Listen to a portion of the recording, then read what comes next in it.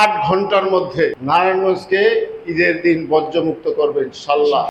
এই সরকার পরিষ্কার পরিচ্ছন্নতার প্রতি জোর দিয়েছে। সেই পরিষ্কার পরিচ্ছন্নতা কি, সেটা হলো আমাদের একটা মজ্জাগত স্বভাবে পরিণত হয়েছে যে বাসার যে ময়লাটা আছে সেটা এই পুকুরের মধ্যে ছুঁড়ে ফেলে দিলাম বা রাস্তার মধ্যে ফেলে দিলাম। আপনারা, আমি মাত্র 2-3 মাস হয়েছে এসেছি। আমি পূর্বে সিদ্ধান্ত নিয়েছি এবং এটা সরকারি প্রজেক্ট, যে কোনো প্রজেক্ট পাস হতে কিন্তু সময় লাগে। প্রত্যেকটা বাড়ির মধ্যে আমি বিন দিব, বিন মানে যে বিনের মাধ্যমে যে ময়লা ফেলা হয় সেখানে আপনারা ময়লা রাখবেন, সকালবেলা রাখবেন, প্রতিদিন সকালে রাখবেন।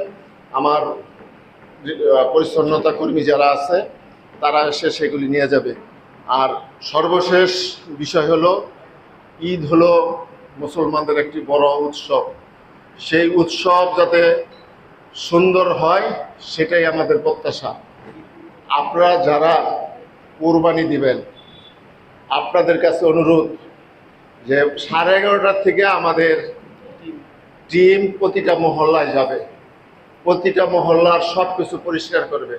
কিন্তু আপনাদের প্রতি অনুরোধ হলো যে অনেকে আছে ওই ময়লাটা ড্রেনে ফেলাই দেন, অথবা আপনার কোনো পুকুরে ফেলাই দেন, অথবা হোগলা বা অন্যান্য যে যন্ত্রপাতি আছে এগুলি ড্রেনের মধ্যে ফেলে ড্রেনটাকে নষ্ট করে দেন। মাথার গরুর শিং, মাথার যে হাড় আছে এগুলি আপনারা সব এক জায়গায় করবেন।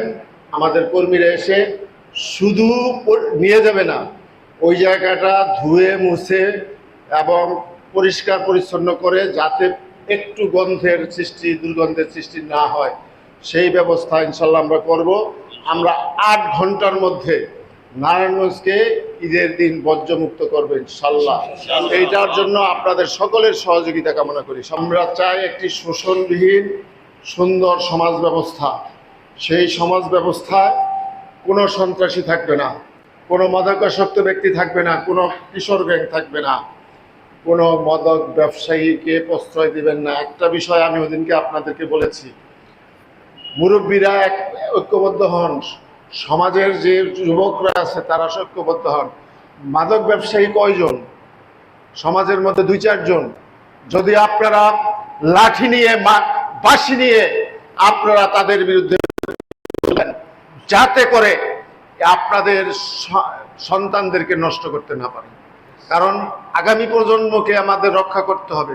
আগামী প্রজন্ম যদি এই মাদকাসক্তির মধ্যে ঢুকে যায়, কিশোর গ্যাংয়ের মধ্যে ঢুকে যায়, তাহলে কিন্তু বিপদ আছে আমাদের। কারণ একটা কথা সবসময় খেয়াল রাখবেন, যদি একটা সেই সংসারটি ধ্বংস হওয়ার পক্ষে সেই এক সন্তানই যথেষ্ট। সুতরাং কারো সন্তান যাতে এই ধরনের কর্মকাণ্ডে জড়িত হতে না পারে, সেটা সেই ফ্যামিলির প্রধান একা যদি সমাধান করতে না পারে, আপনারা সমষ্টিগতভাবে সমাজ সবাই মিলে সেটাকে প্রতিরোধ করবেন। বহিরাগতরা আসিয়া এখানে ঝামেলা সৃষ্টি করতে পারে, সেটা যদি 2-1টা কাজ যদি আপনারা করে দেখাতে পারেন, তাহলে কোনো অপশক্তি এখানে এসে কোনো ধরনের কোনো অপকর্ম করতে পারবে না।